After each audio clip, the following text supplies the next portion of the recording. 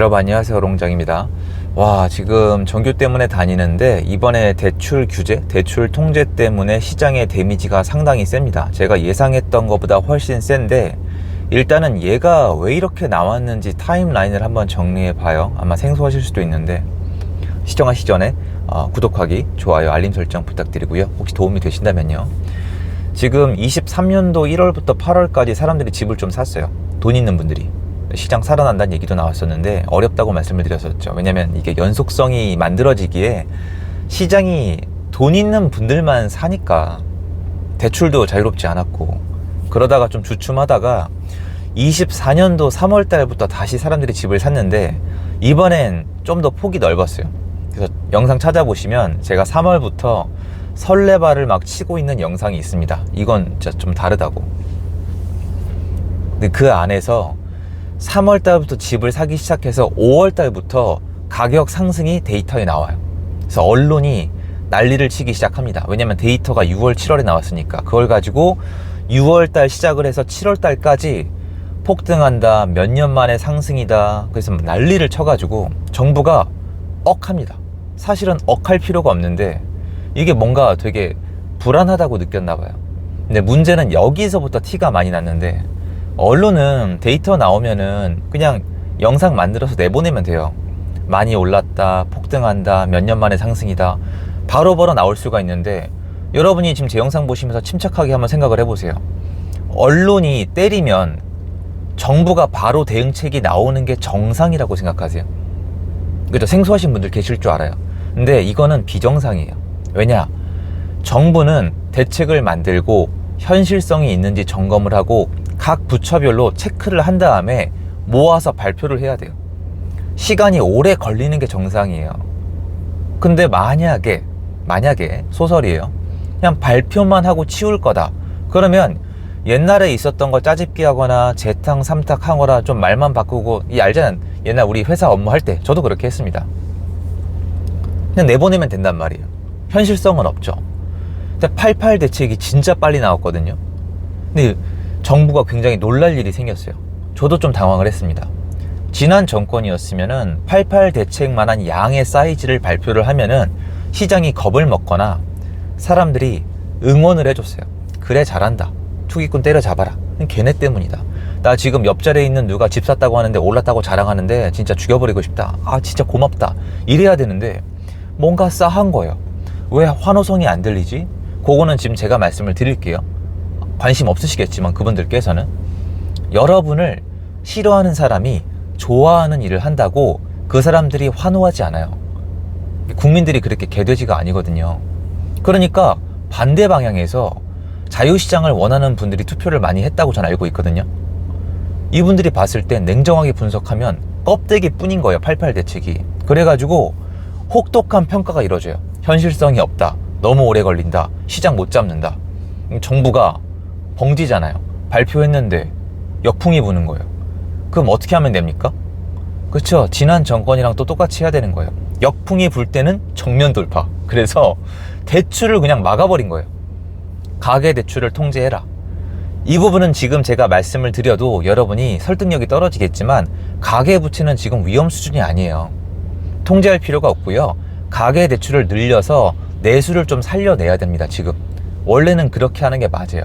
근데 지금 사실상 따지면은 거꾸로 가고 있는 거죠. 그리고 여기 좀 덧붙이자면, 저는 지금 내수 경기가 안 좋은 게 당연하다고 생각하는 게, 우리가 좀 간단히 생각을 해봐요. 월세 많이 올랐죠. 그리고 금리 올랐죠. 그 와중에 요번에 정부가 나서서 금리 또 올려줬죠. 은행들은 떼돈 벌라고. 그리고 대출이 안 나오니까 뭔가 사업을 시작할 수가 없어요. 그럼 자영업자들은 다 죽고, 사업하는 분들 다 죽고, 집 갖고 있는 사람들 다 죽고, 살아남은 사람들은 월세 올려야 되고, 전세도 구하기 어렵고, 전세자금 대출은 올라가고, 또 대출 안 해준다 그러고, 그러면 이게 내수가 좋은 게 비정상이잖아요. 근데 이거는 또 별도 얘기니까 다음에 하기로 하고, 지금 정부가 여기까지 온 걸 정리해 드렸잖아요. 요게 뭐냐면은 21년도 하반기부터 22년도 상반기까지 있었던 일을 재현시킨 거예요. 21년도 하반기에 지난 정권이 대출을 막았어요. 그리고 22년도부터 대출 금리가 본격적으로 올라갔죠. 왜냐면은 전쟁이 터지고 미국에서 이제 파월 아저씨가 막 난리를 쳤단 말이에요. 그렇게 집값을 잡으면 국민들이 응원할 거라고 판단했을 거예요, 아마도. 근데 지금 어떻게 나오고 있냐면 또 역풍이 불고 있어요. 대통령실까지 나서야 될 정도로 역풍이 거셉니다. 지금 갈 길을 못 잡고 있는 거예요. 스스로 원하는 길을 가려고 하지만 본인을 지지해준 사람들이 이거 너무 실망을 하고 있는데, 오히려 나는 나를 지지하지 않았던 사람들의 열광을 받아야 정상인데 그들은 침묵하고 있는 거죠. 그럼 이 다음 시장은 어떻게 되느냐? 여태까지 타임라인을 정리했으면은 다음 시장에 대해서도 우리가 생각해 봐야 되는데, 많은 분들이 지금 걱정하고 있는 게 뭐냐면은, 여러분 22년도 상반기 있잖아요. 그때 금리가 그렇게 안 됐으면 어떻게 됐을까요? 굉장히 재밌는 부분이죠. 왜냐하면 마침 정부가 여기까지 드리블을 했으니까. 우크라이나 전쟁이 안 터지고 대출 금리에 발작이 없었다면 그때 당시의 시장은 어떻게 됐을까요? 맞아요. 우리가 봤던 시장만큼 하락은 어려워요. 중간에 덜컹거릴 수는 있지만 전월세 시장이랑 그리고 신규 공급 부족 문제 때문에 시장이 뒤로 갈수록 불안감을 만들어낼 가능성이 높았거든요. 근데 많은 분들이 지금 대출을 건드리니까 많이 움츠러들었잖아요. 근데 이거는 지금 불안감 때문에 그렇거든요. 그리고 정부가 이걸 계속할 수 있을지는 지켜봐야 돼요. 왜냐면 사람들이 응원을 안 해요, 지금. 좋아하는 사람들이 별로 없으세요. 물론 있을 수도 있겠지만 그걸 표시를 안 해주니까. 그러면 결론을 내보자면은, 여기서 여러분이 겁내시는 거는 금리 발작이나 뭐 전쟁이 터지는 등 그런 게 또 일어나야 돼요.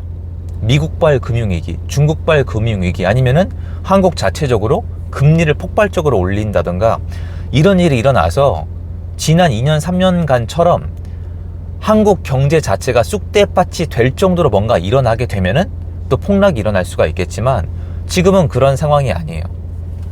그리고 플러스 알파로 하나 더 말씀을 드릴게요. 지난 시장에 날아갔던 사람들은, 제가 시장에 있었잖아요. 다주택자가 많아요. 집이 여러 채 있는 분들이 급매로 던지고 전세가 안 나가니까 사기꾼 될까봐 또 급전세로 던지고, 이분들이 시장에 급매랑 급전세를 많이 제공을 했어요. 제공했다는 표현은 맞지 않아요. 저도 이제 겪었던 일이지만 그냥 날라간 거죠. 근데 문제는 이분들은, 이 날라가 마땅한 사람들은 남아있지만 시장에 계속 줄어들면서 줄어든 사람들도 나 이 이상은 못 던져, 나 이 이상은 버틸 거야 라고 판단하신 분들이 많단 말이에요. 그럼 시장에 나가보면은 지금 흔들리는 모습 자체가, 이거 비교해 줄 사람이 없잖아요. 22년도에 있었던 흔들림이랑 지금 그쪽이 아니에요. 뭐지? 좀 기다려볼까? 이거 좀 타이밍 놓쳤나? 요 정도. 불안한데? 이거 믿을 수 있나? 요 정도지. 22년도에 있었던 일은 뭐냐면은 살려주세요였어요. 23년도는 정말 죽어나갔단 말이에요. 지금 그 모습은 아니에요.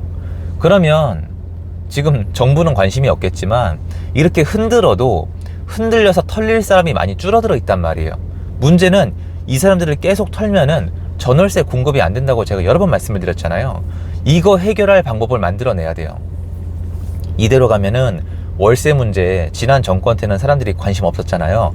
이번 정권에 만약에 야당이나 국민들이 마음 먹고 월세 문제 한번 들고 나오면요, 이거 해결책이 이제 없어요. 뭐 바우처를 쓸 거예요? 어떻게 할 거예요? 그래서 지금 여러분들이 생각해 봐야 되는 건, 맞아요, 정부가 이렇게 나서니까 시장이 느려지거나 불안해하거나 좀 느려지는 모습이 있다고 쳐도, 이게 우리 머리 안에 남아있는 22년도 급락시장을 떠올리시기에는 너무 괴리감이 커요. 둔촌주공 입주가 있어도 마찬가지예요. 그거는 그 정도까지는 아니에요. 예전에 있었던 한 반년 정도 흔들리는 모습, 이런 모습으로 가는 모습이 약간 있는 거지, 막 폭락할 것 같은 모습이 보이고 있지 않은데, 몇몇 분들은 벌써 많이 좀 한번 경험이 있으셔서 좀 많은 걱정을 하고 있으시더라고요. 그래서 이걸 좀 말씀드리고 싶었고, 정부가 이렇게 하는 이유를 굳이 찾아보자면은 아까 말씀드린 타임라인 안에 있어요. 옛날에 했던 걸 그대로 한 거예요. 요렇게 했으니까 집이 잡혔었구나. 가계대출을 통제하면 되는구나. 금리를 올리면 되는구나. 요렇게 한번 해보자. 요렇게 가는 거고, 지금은 이제 막다른 벽에 만난 거죠. 근데 여러분이 잊으시면 안 되는 게, 이 다음에 뭘 할지를 모르겠어요. 저도 되게 막 웃기는 거나 이상한 거 할 것 같은데, 뭔가 저는 아직도 뭐 대통령실이 모른다, 뭐 아직도 뭐 바른 길로 갈 거다 이렇게 말씀하시는 분들이 계신데, 그거는 정말 희망회로고 아니에요. 이미 그 생각을 가진 분들이 아니에요. 투기꾼들이 존재한다고 생각하는 분들이, 아니면 투기꾼들이 존재한다고 국민들한테 말하면 된다고 생각하시는 거예요. 둘 다 좋은 게 아니란 말이에요. 그럼 사람들은, 여러분 그 제 채널에 있는 분들은 야 투기꾼이 어딨어 풋 이렇게 하시잖아요. 밖에 나가면 진짜 믿고 계세요. 야 그거 요새도 갭친다, 요새 또 투기꾼들이 다닌다고 한다. 그렇다니까. 대다수가 그러면은 정부도 그렇게 하는 거예요. 그래서 아마 좀 골 때리는 정부 정책은 앞으로 추가적으로 나올 가능성이 꽤 있습니다. 그러니까 시장은 지금 제가 전달해 드릴 게 많진 않아요. 지금 자체는, 요새 다닐 때는 그냥 느려지는 거예요. 거래량이 쭉 올라가다가 쭉 느려지는데, 중요한 거는 이렇게 느려졌을 때, 거래가 내려갔을 때 예전에 비해서 시장의 모습이 어떻게 다른가를 보셔야 돼요. 그때는 정말 끔찍했거든요. 처음에는 매매, 전세, 월세가 다 내려갔으니까 엄청났단 말이에요. 물론 월세는 좀 다른 모습이었지만, 근데 지금은 전혀 그런 모습이 아니거든요. 그래서 예전 시장이랑 지금 시장이 전혀 다른데, 예전 시장이랑 똑같은 걸 지금 하고 있는 건데, 사람들은 그때 경험 때문에 겁을 먹고 있다는 거죠. 그래서 그거에 대해서 예전 그런 시장이 다시 펼쳐질까 겁을 낼 거라면은 그에 합당한 사건이 일어나야 되는데, 그거는 정부가 대출을 건드리고 규제를 하고 이상한 일을 해서 그런 게 아니라 그냥 세계 경제, 미국발 금리 발작이 가장 큰 원인이었기 때문에, 그게 없다면은 그런 일도 어렵다, 이렇게 생각하시는 게 저는 맞다고 생각을 합니다. 그래서 그런 모습이 조금이라도 있으면 제가 말씀을 드릴게요. 근데 현장이 좋은 건 아니에요. 안 좋은데 그건 진짜 아니거든요. 그래서 정부가 이렇게 한 이유도 있고, 근데 그 뜻대로 안 되고 있고, 이제 앞으로 어떻게 갈지 모르겠고, 시장은 옛날에 그 모습이 아니고 지금은 오히려 뒤로 갈수록 상승 압력, 전월세 시장에 정말 엄청난 불안, 이런 게 기다리고 있거든요. 그래서 여러분들이 그거에 대해서 좀 알고 시장을 좀 보셨으면 하는 마음에 영상을 준비해 봤습니다. 도움됐으면 좋겠고요. 제 영상 여기까지입니다. 감사합니다. 좋은 하루 되세요.